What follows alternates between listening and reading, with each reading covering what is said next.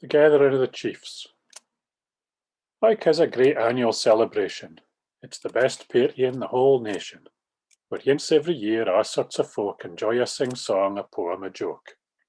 Among them, a gang we think they're the best, bemoaning the fact they're no longer chief guest, minding the old times as they would gather, once every year on yon Wester Heather. But this year again we've hardly been blessed. We a' hing shut down for that damned COVID pest. Still, it's no a just darkness, doom and gloom. That's thanks to a newfangled thing who caused Zoom. So let us tell you about folk in that throng. I'll do it in verse rather as in song. I'll tell it in the form of the limerick, no in English or in Irish, but in Hawick. There was a young callant ca'd Che, we took to the witter yin day.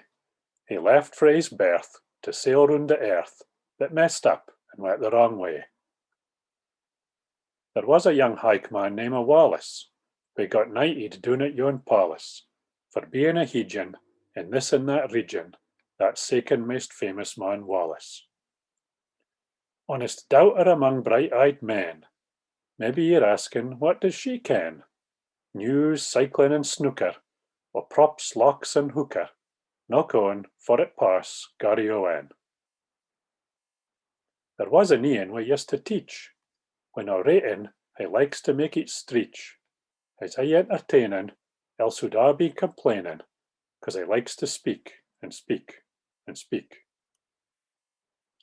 There was another leash fally, and though it's sky hard for to swallow, he might seem cheery, but he's still nae teary, 'cause he bides over yonder in Galley.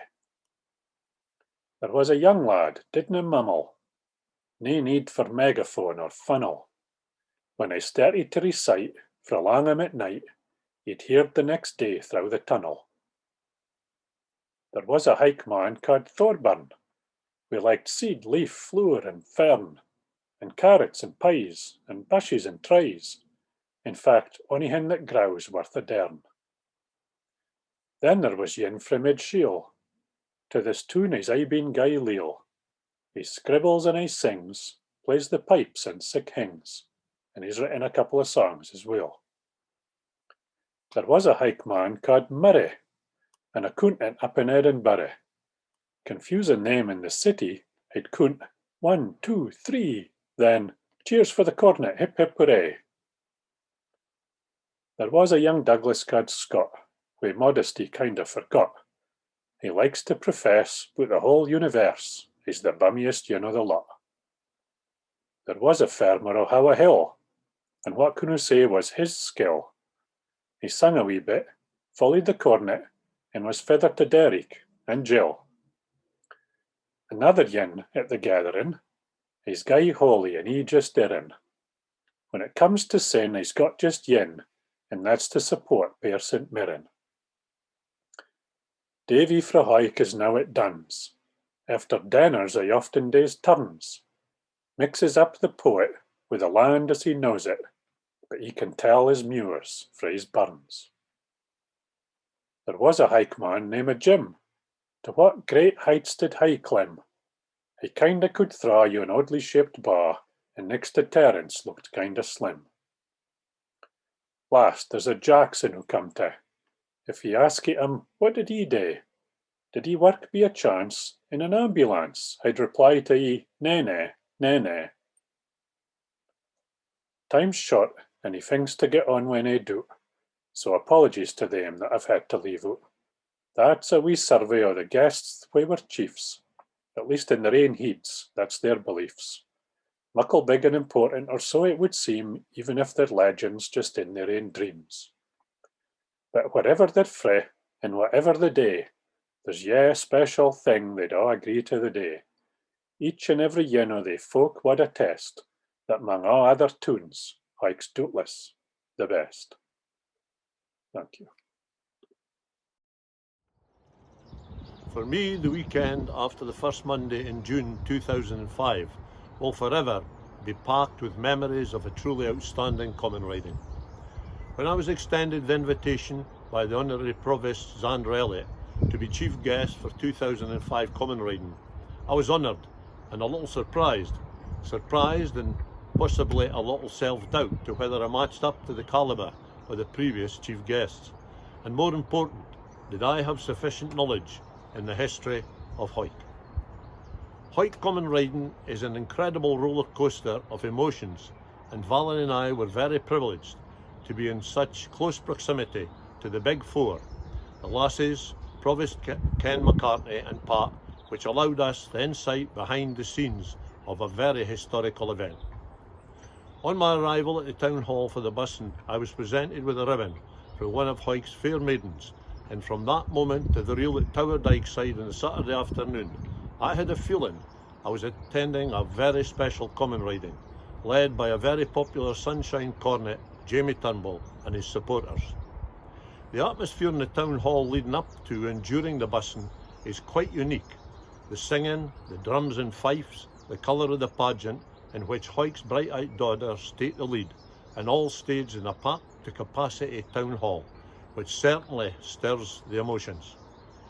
But I received a great welcome, to which rounded off a very enjoyable and memorable start to the common riding, an appreciation from the coloured busing audience that will remain in my memory for many, many years to come. To the good folk of Hawick, look forward to the next common riding. On foot or in saddle, follow your cornet, follow your cornet, follow your cornet round. The great border poet Will Ogilvie was born at Holefield, just south of Kelso, in 1869, and in 1890 he went to Australia. His skill as a horseman earned him jobs as a roustabout, a horsebreaker, and an overseer on big sheep stations in New South Wales, South Australia and Queensland. And as he rode, he carried with him his skill as a poet. He's remembered to this day as one of the country's three great bush poets, although he was only 11 years in the saddle there. He left Australia in 1901 and eventually came home to Scotland, where he kept on writing. A great many of his poems are about horses and their riders, and I think this one exemplifies the Hawick common riding with its strong emphasis on horses and, down the centuries, the men who rode them.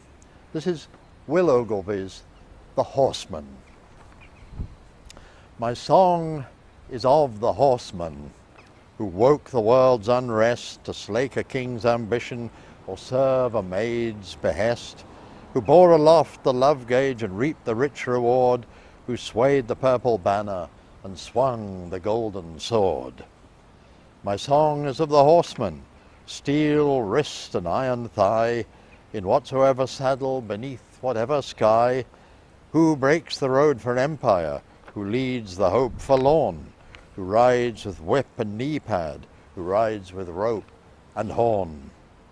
My song is of the horseman, who leads us through the vale, who dares the deepest river and risks the stoutest rail, who neath the roaring race stand rides down to fence or fall, who bends above the boar spear, who drives the dancing ball.